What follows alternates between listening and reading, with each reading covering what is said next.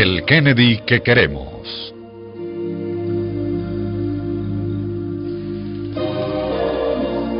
Surgida en la sabana de entre un profundo lago, a la ciudad Kennedy de hace 5.800 años se le llamaba Aguazuque, tierra de antropófagos que pintaban los huesos y cráneos de sus parientes ya devorados.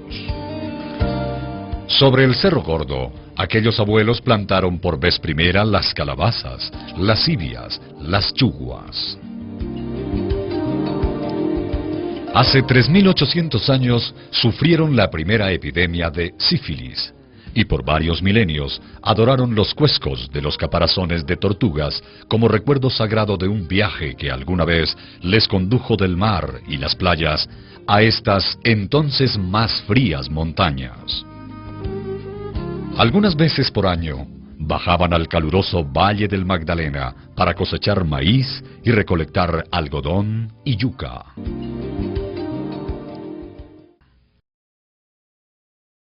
Nos encontramos con Fidel Juez Pardo, el hombre que más conoce de Ciudad Kennedy. Su historia, su gente, su geografía, esa Bogotá tan antigua, esa Bogotá de los hombres de Aguazuque. Fidel Juez, ¿qué nos puedes contar sobre ella? Sí, sobre Ciudad Kennedy, Ruth. Ciudad Kennedy es una ciudad dentro de Bogotá, pero los habitantes de nuestra Kennedy y los habitantes de Bogotá y del país no tenemos idea de nuestro pasado, de nuestras raíces. Entre Bosa, Soacha y Kennedy se fundó el primer barrio de la sabana de Bogotá, el del hombre de Aguazuque. El hombre de Aguazuque venía del Tequendama, del Valle del Magdalena. Él allí cultivaba el maíz, recolectaba frutas y de vez en cuando bajaba a este inmenso valle, hermoso valle, lleno de lagunas, pantanoso. Claro, era pantanoso porque recordemos que ya Bochica había desfogado ese mar interior que había aquí en nuestra sabana de Bogotá. Pero cuando el hombre de Aguazuque Ruth intentó volver nuevamente al Valle del Magdalena, lo encontró ocupado. Lo encontró ocupado por la cultura caribe, una cultura agresiva, y no pudo regresar, pero tenía nostalgia de su gastronomía, de su comida. Sobre todo tenía nostalgia del maíz. El maíz era fundamental para su cultura y entonces empieza a cultivarlo en este inmenso paisaje hermoso, brumoso, de aquel entonces de la sabana de Bogotá y del Kennedy de hace 5.800 años.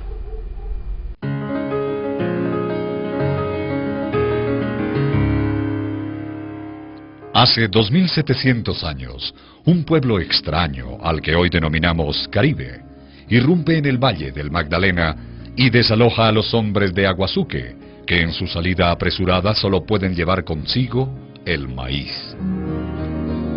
Ese maíz que es la chicha, la mazamorra, el envuelto. Ese maíz lo siembran en la fértil sabana, y entonces aparece la cultura de los hombres muisca, de entre el seno de la cultura de los hombres de Aguazuque. Todo ello ocurrió en el milenario Kennedy de antes de la llegada de los españoles.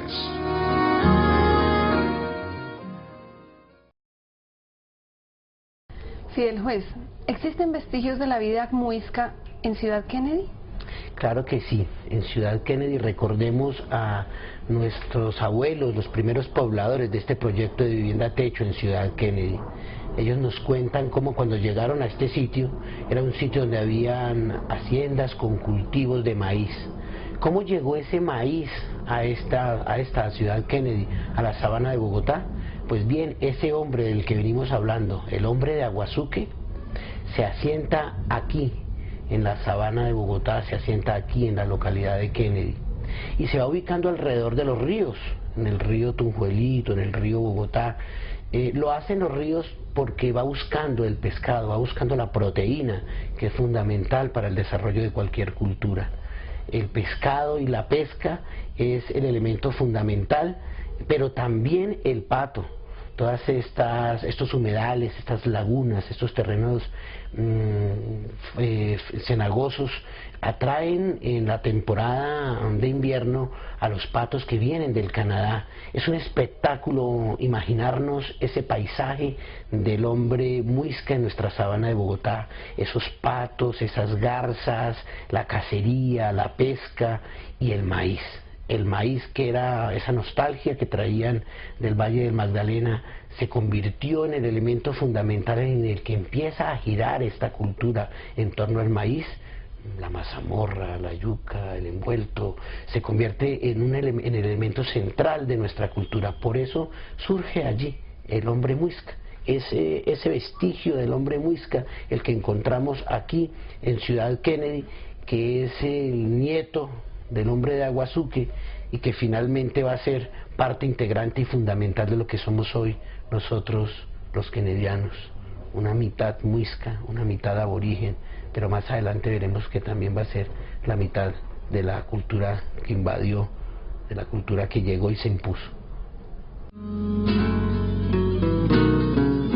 En esos tiempos, la ciudad Kennedy de hace milenios, los muiscas construían sus viviendas encercados de docenas de casas a las que denominaban ta, palabra que también significa familia.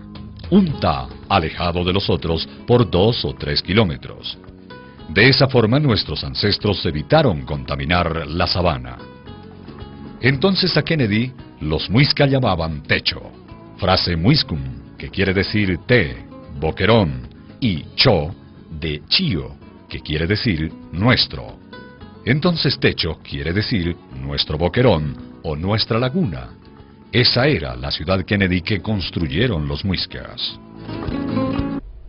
Fidel Juez, es bastante interesante lo que nos acabas de contar sobre la comunidad muisca. Esos cercados que existían allí eran muy parecidos a los que encontró Gonzalo Jiménez de Quesada en el momento de su llegada a Teusaquillo. Excelente pregunta, Ruth, porque sí, eso fue lo que precisamente encontró Gonzalo Jiménez de Quesada en Teusaquillo. Mire que la visión sistémica, integral y de respeto por la naturaleza que tenía el hombre muisca, nuestros antepasados, es de tal dimensión que ellos entendían que la coexistencia de su cultura con la naturaleza era correlacionada, coexistente, codependiente para el respeto a la vida y la permanencia en esta inmensa sabana.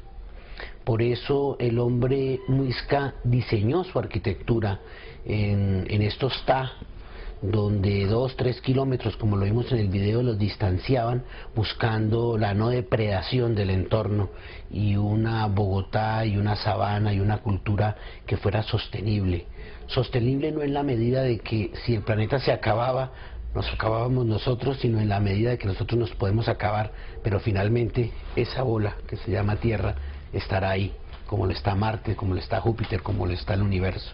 Es pretencioso pensar como la cultura que llegó e invadió nos dio como modelo de pensamiento que somos nosotros los que irrespetamos a la naturaleza y que podemos acabarla. No, el paradigma de la cultura aborigen nuestra es que somos nosotros los que dependemos del planeta.